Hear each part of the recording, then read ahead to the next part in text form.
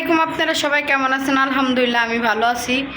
তো আপনারা সবাই কেমন আছেন আশা করি সবাই বলবেন। তো আজকে দেখতে দেখতে 10টা রমজান চলে গেল, আলহামদুলিল্লাহ সবাই বলবেন আলহামদুলিল্লাহ।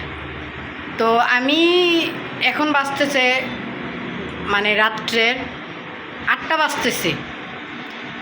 বাজতেছে। আমি একটু বাহিরে গেছিলাম, তো এখন আসলাম। আজকে বাহিরে ইফতারি করছি, মানে গাড়িতে ইফতারি করছি। আজকে একটু হসপিটালে গেছিলাম, তো আস্তে আস্তে 8টা বেজে গেছে। তো এখনও বোরকাটা খুলি নাই, তো ভাবলাম যে একটা ব্লগ ভিডিও করে নিই, তারপরে বোরকাটা খুলি। তো আমি এতদিন কোনো ব্লগ ভিডিও আপলোড করতে পারি নাই ঠিক মতো, তারপরে কোনো ব্লগ ভিডিও করতে পারি নাই। হ্যাঁ বলো। আচ্ছা দিতেছি। কোনো ব্লগ ভিডিও করতে পারিনি, মানে কোনো কিছুই আমি টোটালি করতে পারিনি। তো আপনাদের উদ্দেশ্য করে বলি, আপনারা যখনই যার জন্যই কিছু করেন না কেন, দিন শেষে আপনার শুনতে হবে তুমি আমার জন্য কি করছো।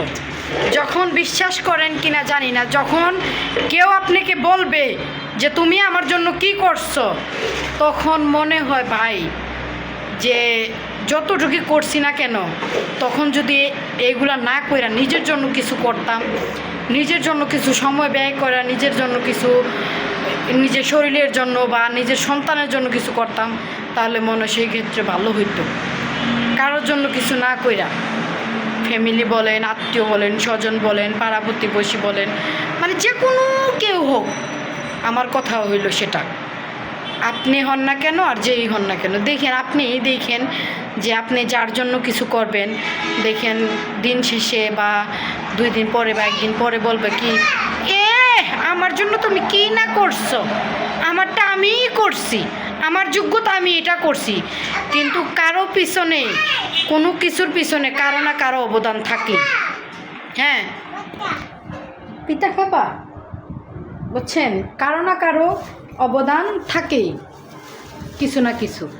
কিন্তু এগুলো না মানুষ বিশ্বাস করতে চায় না, মনে করে কি নিজের যোগ্যতায়, নিজের অভিজ্ঞতায় পাইছে বা করছে, শিখছে, সুস্থ হয়েছে, এগুলো মনে করে মানুষ। কিন্তু তার পিছনেও যে কেউ না কেউ আছে, এগুলা বিশ্বাস করতে চায় না। আসলে এটাই মানুষের নীতি, এটাই মানুষের নিয়ম, বাস্তবতা। আসলে আমরা মানে এগুলা ভাই আমরা বলতে চাই না, কারণ এগুলো আমাদেরকে বলতে হয় বাধ্যতামূলক। তো যাই হোক, সবাই ভালো থাকবেন আর সবাই দোয়া করবেন আমার জন্য, আমি যেন ভালোভাবে ব্লগ ভিডিও করতে পারি আর আপনাদেরকে যেন ভিডিও দিতে পারি, আপলোড করতে পারি সবসময়, এখন থেকে প্রতিনিয়ত। আর সবাই আমার জন্য দোয়া করবেন মন থেকে, যেন আমি ভালোভাবে থাকতে পারি, সুস্থ থাকতে পারি। 10টা রোজা রাখতে পারছি আলহামদুলিল্লাহ, বাকি 20টা রোজা যেন আমি রাখতে পারি।